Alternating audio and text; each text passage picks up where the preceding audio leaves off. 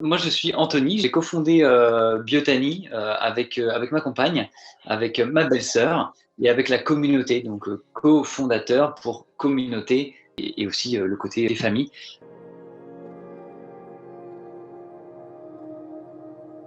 C'était une évidence. C'est que moi, j'ai souffert de psoriasis pendant pas mal de temps. J'ai testé plein de tout ce qu'on pouvait me prescrire en fin de compte. Ça n'a jamais vraiment fonctionné sur le long terme. Sur le court terme, c'est bon, mais en fait, le psoriasis, c'est sous forme de crise. Donc, un jour, ça allait, le lendemain, ça n'ira plus.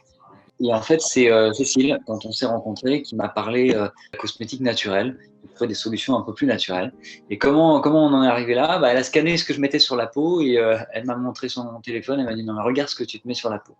Et en fait, c'est comme ça a été un déclic. Et je l'ai écouté. Et je me suis orienté vers la cosmétique naturelle, vers des solutions plus, voilà, plus douces. Et c'est comme ça que sur le long terme, j'ai pu me débarrasser de tous mes problèmes de peau et surtout de ma peau ultra sensible.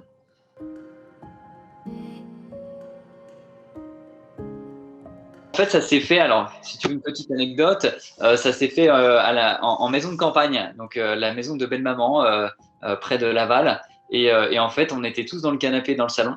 Et ma belle-sœur, voilà, on parlait de cosmétiques. Et elle est maquilleuse mode et beauté. Donc pour elle, voilà, c'était tout naturel de faire quelque chose là-dedans, dans cet univers-là. Cécile, elle était gendarme. Aucun rapport. Moi, je travaille dans la communication visuelle, mais néanmoins, du coup, on a on a le côté un peu communication et visuel pour ma part. On avait le côté organisation de Cécile, et on avait le côté plus réglementaire avec Claire et Valérie aussi, une amie qui elle est ingénieure formulatrice. Voilà, les bonnes rencontres aussi et les bonnes associations, et ça a fait, ça a fait Biotany, tout simplement. Voilà comment l'histoire est née.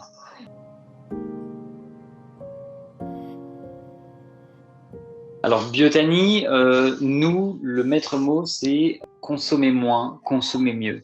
Ça, c'est un message fort parce qu'il y a deux façons de consommer. C'est soit on consomme énormément, mais forcément, bah, on néglige un peu la qualité, soit eh ben, on se dit on fait un effort, on consomme un peu moins, même si on est poussé toujours à l'achat. Et on met un petit peu plus d'argent, effectivement, ça coûte un petit peu plus cher d'acheter de la qualité, mais au moins on sait ce qu'on achète. Et en fait, nous, chez Biotany, c'est ça, c'est consommer moins, consommer mieux. On est là dans une démarche éthique, on vend une nouvelle expérience cosmétique avec l'assurance de pouvoir consommer quelque chose de sain.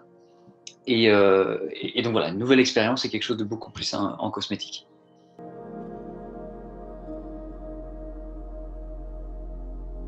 Quand on était justement du côté de Laval, chez Belle Maman, ça a été franchement naturel.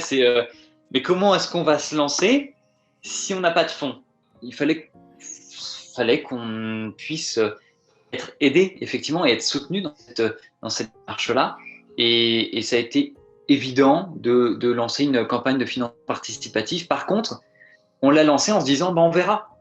Si ça plaît, les gens nous suivront. Si ça plaît pas, il n'y a rien à créer. Notre but, c'était pas d'inventer un besoin.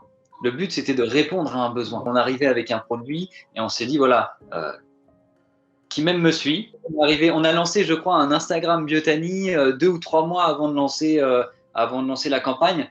Donc, je sais qu'aujourd'hui, la plupart des gens scannent leurs produits, et quand elles scannent leurs produits et qu'elles voient que le produit est pas sain pour la santé, elles le reposent maintenant et elles s'en vont, elles sortent de là sans acheter. Donc, ça veut dire qu'il y avait un besoin. Et pour répondre à ce besoin-là, on s'est dit, bah, via le financement participatif, si les gens sont intéressés, ça devrait fonctionner. Ça a été le cas, le bouche à oreille a fait les choses, et puis voilà, la qualité produit, je pense, elle parle d'elle-même, et ça nous a permis effectivement de lever les fonds. Et c'est encore tous les jours une aventure incroyable. Ça nous permet de rencontrer les gens, ça nous permet de faire tester les produits en avant-première à notre communauté, ça permet d'être soutenu tous les jours. Donc c'est vraiment important pour nous, et je pense qu'aujourd'hui les marques qui se créent, si elles ont vraiment quelque chose d'innovant, quelque chose qui répond à un besoin, normalement, voilà, ça devrait fonctionner via les plateformes de financement participatif, et ça évite d'être financé par n'importe qui.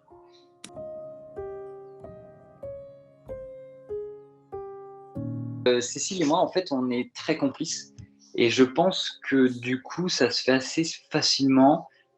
On ne s'est pas posé de questions et je pense qu'il ne faut pas se poser de questions parce que sinon on ne se lance jamais. Mais l'avantage, c'est que vu qu'elle est comme moi, on s'entend bien et tout va bien. Par contre, effectivement, ne pas se lancer, si déjà de base il y a des petites tensions. Effectivement, on n'est pas, tout n'est pas rose tous les jours parce qu'il y a toujours des petites, voilà, des petites altercations. Mais ça, c'est avec tout le monde, c'est comme ça. C'est la vie, c'est des échanges et c'est des hauts et des bas. Mais le fait d'être ultra complice, on arrive à tout surmonter. Donc non, on n'a pas de problème de ce côté-là.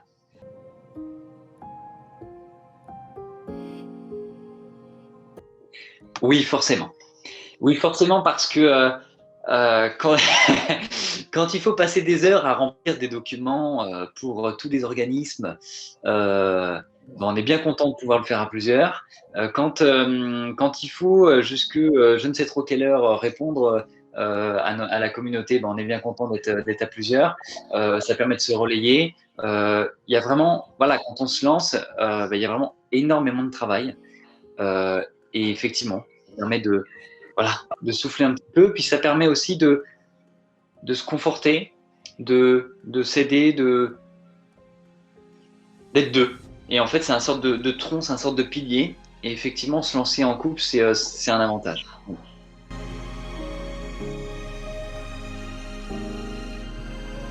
Est-ce que j'ai une légitimité à donner des conseils? Je ne sais pas. Ce que je pourrais dire, c'est, je pense qu'aujourd'hui, toutes les technologies 3.0, c'est bien, hein, c'est très bien, sauf qu'il ne faut pas penser qu'à ça. C'est-à-dire que c'est pas parce qu'on n'a pas l'application dernière génération qu'on ne pourra pas créer quelque chose de bien et qu'on ne pourra pas se lancer. Et ensuite, je pense qu'il ne faut pas forcément innover. Aujourd'hui, il y a tout à réinventer.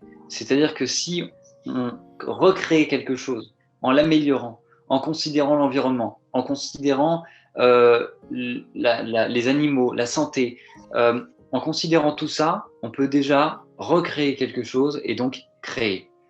Et c'est mes seuls conseils. Mais en tout cas, voilà, je pense qu'on peut faire que des belles choses.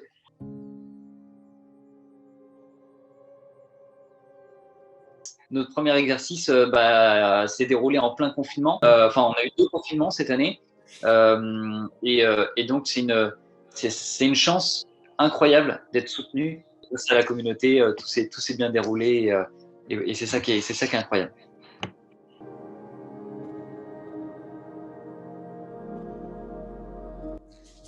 La famille et honnêtement, et je les remercie sans cesse, c'est la communauté. On n'est pas nombreux, mais on est, elle est là. Elle est là. C'est des messages quasiment quotidiens, c'est des messages.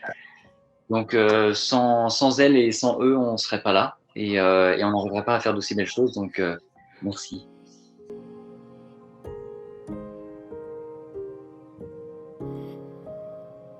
Si si on ne crée pas une entreprise avec l'envie de s'enrichir, les richesses, c'est autre chose.